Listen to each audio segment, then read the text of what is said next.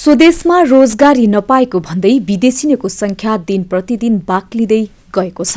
आजभोलि हाम्रो समाजमा त झनै युवा पुस्तामा वैदेशिक रोजगारीको सपना नदेख्ने सायदै भेटिन गाह्रो भएको छ। नेपालमा बसेर राम्रो अर्थोपार्जन गर्न सकिन्न भन्ने उनीहरूको बुझाइ छ। तर स्वदेशमा नै बसेर गरे के हुँदैन? स्वदेशमा नै काम गरेर उदाहरण बनेका युवाहरू पनि छन्। त्यस्तै म्याग्दीको बेनी नगरपालिका 2 का युवा योगेन्द्र बहादुर खड्काले चितवनमा बोयर जातको व्यावसायिक बाख्रा पालन गरेर नेपालमै नमुना बनेका छन्। 2072 सालदेखि खड्काले भरतपुर महानगरपालिका 23 मा जगतपुर एग्रो प्राली मार्फत उन्नत जातको बोयर बाख्रा पालन सुरु गरेका थिए। नमस्कार, म योगेन्द्र बहादुर खड्का। मेरो जन्मस्थान म्याग्दी जिल्ला बेनी नगरपालिका वडा नम्बर 4, त्यसपछि काठमाडौँ र अहिले कृषि क्रान्ति भनेर जुन चाहिँ अझ बोयर क्रान्ति भनेर जगतपुर एग्रो प्राली कम्पनी दर्ता गरेर अहिले चाहिँ भरतपुर महानगरपालिका वडा नम्बर 23 मधुपुरी जगतपुरमा छौँ। जगतपुर एग्रो प्राली विशेष गरेर नेपालमा उन्नत 100% का बोयर जातको बाख्रा पाल्नको लागि र बिडर बिउ उत्पादनको लागि चाहिँ विशेष गरेर हामीले यसलाई जगतपुर एग्रो प्रालीको नाममा दर्ता गरेर चाहिँ यो सुरु गरेका छौँ। उनी एउटा खेलाडी थिए, तर उनले खेलको दुनियाँलाई छोडेर नेपालमा कृषि क्रान्ति गर्नु पर्दछ भनेर बोयर क्रान्तिमा आफ्नो मन बदलेको बताएका छन्। काठमाडौँदेखि जुन चाहिँ निर्भर व्यवसायी भएर काम गरेँ, खेलाडी भएर चाहिँ काम गरेँ। म ब्याडमिन्टन खेलेँ, लन टेनिस खेलेँ, मार्सल आर्ट खेलेँ र त्यो खेलकुद क्षेत्रबाट पनि विशुद्ध आफूलाई चाहिँ नेपालमा कृषि क्रान्तिमा चाहिँ मेरो दिमागलाई चाहिँ मोड्नुपर्छ भनेर यता मोडेर अहिले चाहिँ जगतपुर एग्रो प्राली गठन गरेर म 2070 सालमा फर्म दर्ता गरेर 71 सालदेखि चितवन यस ठाउँमा चाहिँ जगतपुरमा जग्गा लिएर खोर बनाएर चाहिँ अहिले बोयर जातका बाख्रा सुरुवात गरेका छौँ। योगेन्द्रले 2072 सालमा यो व्यवसाय सुरु गर्दा बैंकबाट 1 करोड 20 लाख लोन लिएर गरेका उनले अहिले 3 करोड लागतमा बोयर जातको बाख्रा पालेका छन्। अहिलेसम्म हामीले सुरुवातदेखि बैंकसँग लोन लिएर सुरु गर्दैछौँ। 1 करोड 20 लाख रुपियाँ बैंकसँग लोन लिएका छौँ। साथीभाइसँग 20-50 लाख रुपियाँ लोन लिएका छौँ। यस्तो गर्दै जाँदाखेरि अहिलेसम्म 3 करोड रुपियाँ लगानी बाख्रामा भएको छ र कतिले चाहिँ हामीलाई पेस्की दिनु भएको छ। उनले बोयर जातको बाख्रा साउथ अफ्रिकाबाट ल्याएका हुन्। साउथ अफ्रिकाबाट एउटा बोयर बोकाको मूल्य 4 लाख परेको बताउँछन्। हामीले सुगित पनि ल्यायौँ र चाहिँ बाहिरबाट ल्याउन पनि एकदम गाह्रो छ। साउथ अफ्रिकादेखि ल्याउनको लागि एक त पैसा पठाउनको लागि चाहिँ गाह्रो छ, त्यहाँ चाहिँ त्यति सहज छैन। अर्को कुरा, त्यहाँका कम्पनीहरू सही कम्पनी परे त राम्रो छ, गलत कम्पनी पर्यो भने पैसा खाने पनि एउटा चाहिँ ठुलो चाहिँ उ रहेछ। र फेरि अब त्यति टाढाबाट जस्तो अहिले हामीले जुन बाख्रा ल्यायौँ त्यो बाख्रा ल्याएको ठाउँबाट एयरपोर्टमा इन्टरनेसनल एयरपोर्टमा आउनलाई 1200 किलोमिटर टाढाबाट ल्याउनु पर्ने हुन्छ। त्यहाँ पनि प्लेनमै हालेर ल्याउनु पर्ने र क्वारेन्टाइन पास गर्नुपर्ने र अब तपाईँको फेरि प्लेनले पनि तपाईँको हामी मान्छेलाई जस्तो सजिलोसँग चाहिँ पशुहरूलाई नल्याउने हुँदा त्यसको लागत पनि बढी पर्ने र फेरि तपाईँको ट्रान्जिटमा अब तिनीहरूलाई दाना पानी खुवाउने र त्यसको चाहिँ तपाईँको चाहिँ प्लेनमा चाहिँ त्यसको चाहिँ तपाईँको चाहिँ एउटा तापक्रम चाहिँ मेन्टेन गर्नको लागि चाहिँ उनीहरूले चाहिँ एक्स्ट्रा चार्ज लिने भएको हुँदाखेरि केही महँगो हुँदै पनि हामीले चाहिँ अब साउथ अफ्रिकादेखि चाहिँ ल्याउने निर्णय गर्यौँ। बोयर जातको बाख्रा पालन उनले विशेष गरी नस्ल सुधारका लागि पालेको र देशको विभिन्न ठाउँमा पुर्याएको बताउँछन्। अब हामीसँग बिउ त हामीले धेरै नेपालको सकभर एकै ठाउँमा नजाओस् भनेर धेरै जिल्लाहरूमा पठाउने गरेका छौँ। झापा, रामेछाप, सोलुखुम्बु, तेह्रथुम, ओखलढुङ्गा, नुवाकोट, धादिङ, धारके, त्यसपछिबाट कास्की, लुम्बिनी, दाङ, सल्यान हामी धेरै ठाउँमा पठाएका छौँ। नवलपरासी। तर राम्रो उहाँहरूले चाहिँ नि तपाईँको सोलुमा पनि यति राम्रो दिनको सर मैले त 7 किलो मेरो बढ्यो भनेर भन्दै हुनुहुन्छ। अब झापामा धेरै राम्रो भएको देखेका छौँ। हाल उनको फार्ममा 162वटा बाख्रा रहेका छन् भने शुद्ध बोयर 82वटा, क्रस 20वटा र बाँकी लोकलसँग क्रस गराएका बाख्रा रहेका छन्। छिटो हुर्कने र तौल बढी हुने भएकाले व्यावसायिक रूपमा उन्नत जातको बोयर बाख्रा पाल्न थालेको उनले बताएका छन्। हामीसँग अहिले बाख्रा लगभग 160-62वटा चाहिँ छन् अहिले यहाँ, र प्योर बोयर माउ तपाईँको चाहिँ 80-82वटा छन्।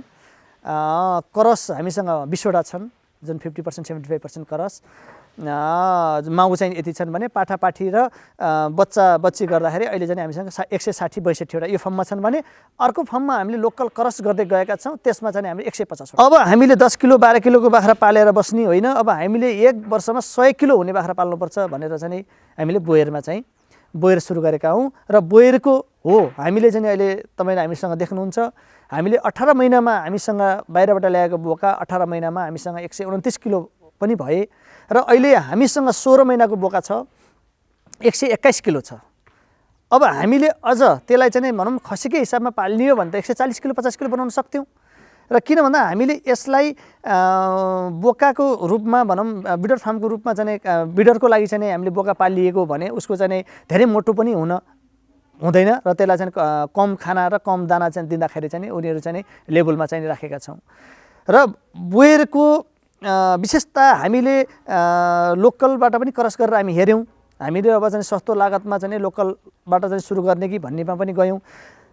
अझै त्योभन्दा पनि हामीले लोकलमा सुरु गर्दाखेरि दिनको 150 ग्रामसम्म जो 100% प्योर बोका छ, 50% लोकल बाख्रा छ, र त्यसबाट 50% जन्मिएका पाठाहरू 150 किलो 50 ग्रामसम्म दिनको बढेको देखिएको छ। 4 महिना 15 दिनमा 44 केजीको हामीले पठाएका छौँ। गाई भैँसी पाल्दा धेरै मेहनत र दुःख गर्नुपर्ने हुनाले उनले बाख्रालाई पाल्ने सोच बनाएका थिए। उनी बाख्रा पालनको खोज र अनुसन्धानको क्रममा उनको रोजाइमा बोयर जातको बाख्रा पर्न गयो। नेपालको हावापानीमा यसको व्यवसाय गर्न सकिने र यसको बजार पनि राम्रो भएको उनको भनाइ छ।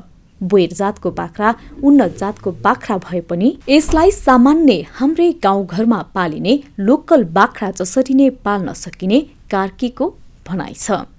बोयर जातको बाख्रा पाल्दा नेपालमा हावापानी पनि मिल्ने र तपाईँको चाहिँ यिनीहरूको दिनमा 300 देखि 400 ग्रामको वेट बढ्ने भन्ने सुन्नमा आयो। अधिकांशले रैथाने जातका बाख्रा पालन गर्दै आएका छन्।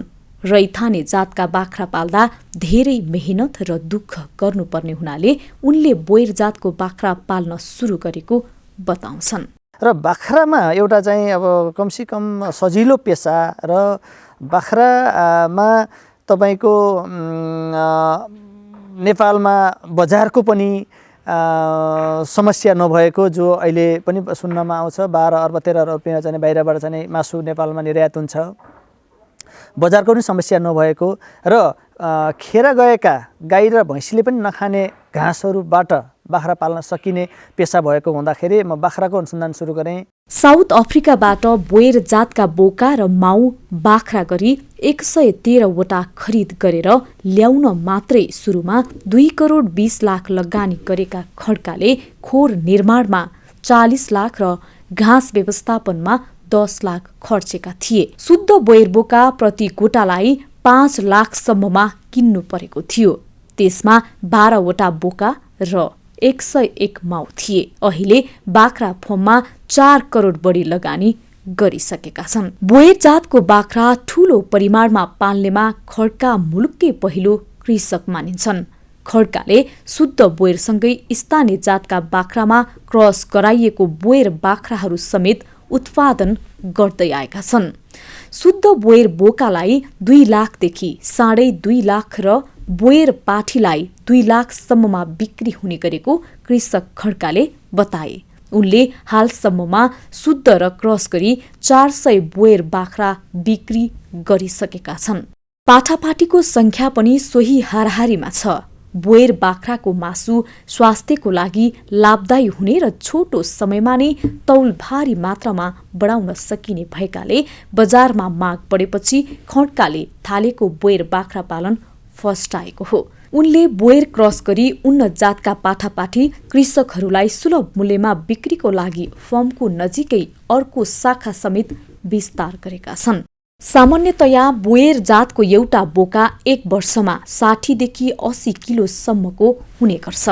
रैथाने र स्थानीय जातका बाख्राहरू 2-3 वर्ष पाल्दा समेत 22 देखि 25 किलोसम्म मात्रै उत्पादन हुने गरेपछि बोयर जातको बाख्रा एक वर्षमै त्यसको दोब्बर किलोसम्म हुने खड्काको अनुभव छ। स्थानीय जातको माउमा क्रस गराई उत्पादन हुने बोकाहरू समेत एक वर्षमै 40 देखि 50 किलोसम्म हुने गरेको बताउँछन्।